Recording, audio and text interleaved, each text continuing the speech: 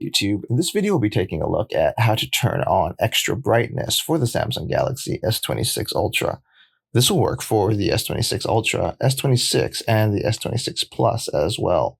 If you like this kind of content or find this kind of content helpful, leave a message down below. Don't forget to subscribe, and thanks for watching. So if you want to turn on extra brightness for your S26 phone, thankfully, it's pretty easy to do so. The first thing that you want to do is actually jump into your settings. Once you're in your settings, you want to scroll down and you want to look for a setting called Display. Once you're in the display settings, you want to look for a setting called Adaptive Brightness. If you have Adaptive Brightness turned on, you want to make sure it's turned off. And then from there, you'll see the toggle for extra brightness.